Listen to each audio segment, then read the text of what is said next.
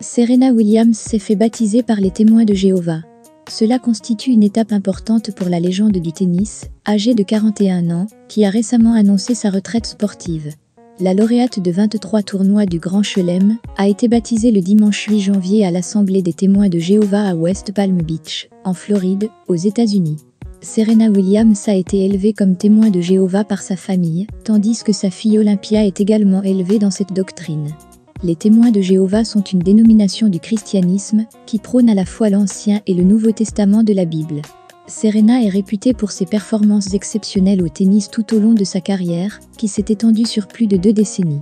Elle a remporté 23 titres du Grand Chelem, le plus grand nombre de titres pour un joueur de l'ère ouverte, et le deuxième plus grand nombre de tous les temps.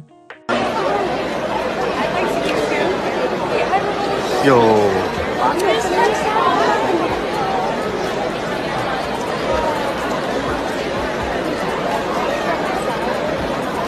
Who's that?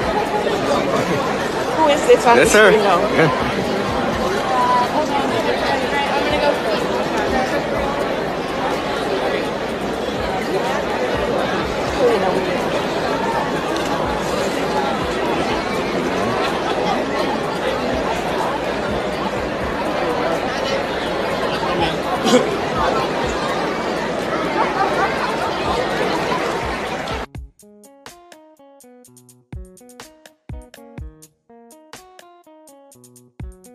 L'animateur de télévision et de radio américain Charlamagne a révélé que ses chaussures ont été volées lors de sa visite au Ghana, mais qu'il les a récupérées après 25 minutes.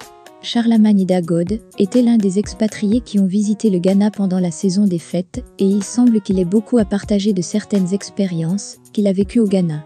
Il a précédemment partagé l'expérience qu'il a eue dans un club de striptease qu'il a visité au Ghana. Il a décrit son expérience comme étant incroyable. Ensuite, dans une autre expérience, Charlamagne a pris sa page Twitter pour partager comment il a retrouvé ses chaussures, qui avaient été volées en l'espace de 25 minutes. Charlamagne a applaudi les Ghanéens pour la façon dont ils désapprouvent les petits délits, en citant l'exemple du téléphone volé de Mick Mill. Il a déclaré qu'il s'était rendu compte que le vol était un vice social, que la plupart des Ghanéens désapprouvent et que dès que quelqu'un crie voleur, les gens se rassemblent pour frapper le coupable. Il regarde vraiment de haut le fait de voler de façon très concrète, a déclaré Charlamagne. Et d'ajouter, si vous êtes au marché et que quelqu'un crie voleur, quel que soit le mot utilisé, il peut vous frapper.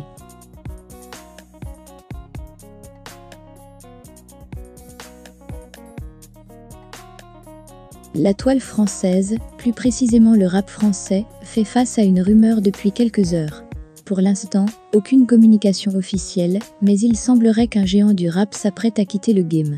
Le Fa, nom de scène d'Abdel Karim Fall, aurait décidé de stopper sa carrière de rappeur.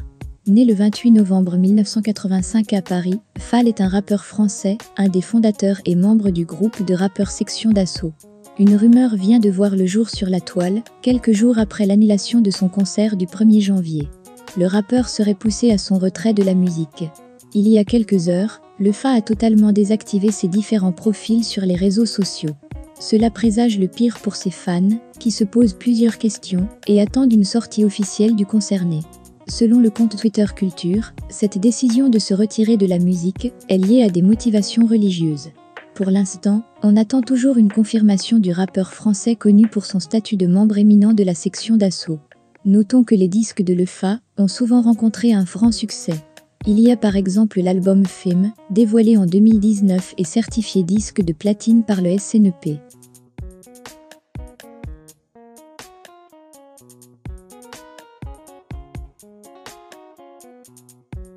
Le rappeur américain Fredo Bang a fait rouler par terre beaucoup d'utilisateurs des médias sociaux après avoir mis enceinte 2 couples de lesbiennes. Selon les rapports, Fredo Bang s'est impliqué avec le couple de lesbiennes bien connu sur Instagram, Sévin Bouffin et Princesse Annie, enceinte après une session à 3. Le rappeur a fait sensation sur les réseaux sociaux après avoir partagé une photo de lui et de ses 2 enfants avec le couple. De nombreux messages de félicitations ont afflué, tandis que d'autres se demandaient comment il avait pu mettre enceinte 2 couples de lesbiennes. Les mères des bébés, Sévin Bouffin et Princesse Annie, ont affirmé qu'ils ont conçu par une procédure de fécondation in vitro. Laissez-moi clarifier cela. Croyez-vous que Fredo et Sévin ont créé par cœur? On a fait une fécondation in vitro, s'est-elle justifiée, démentant le fait que le rappeur soit le père de son enfant. Elle a poursuivi, on n'a jamais menti. On n'a simplement jamais expliqué comment Péton est né.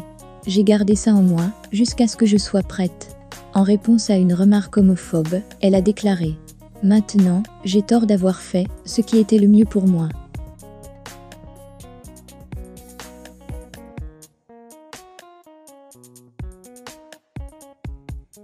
Chibuzor Nelson Azubuike, plus connu sous son nom de scène Phyno, est un rappeur nigérian. Il est actuellement au centre des débats sur les réseaux sociaux dans son pays, à cause d'une rumeur selon laquelle il serait atteint de drépanocytose. En effet, une de ses fans avait tweeté à quel point elle l'adorait. La fan a affirmé qu'elle était tombée encore plus amoureuse du rappeur, après avoir appris qu'il était atteint de drépanocytose. L'admiratrice de Phyno a écrit « Depuis que j'ai entendu que Phyno a la drépanocytose, l'amour a triplé, je prie que Dieu lui accorde la force de continuer à se battre. » En réponse, Phyno a nié l'affirmation, mais a étendu ses prières sincères aux personnes confrontées à la maladie. Il a répondu en tweetant « Non, je ne suis pas drépanocytaire. J'aime tous ceux qui se battent contre cette maladie. » La drépanocytose, aussi appelée anémie falciforme, est une maladie génétique héréditaire touchant les globules rouges, ou hématies. Elle est caractérisée par une anomalie de l'hémoglobine, principale protéine du globule rouge. En outre, des rapports antérieurs des médias nigérians ont déclaré que l'artiste bien connu Adekunle Gold a révélé il y a quelques mois qu'il était né avec une anémie falciforme. Le parent unique a parlé ouvertement de ses combats contre la maladie.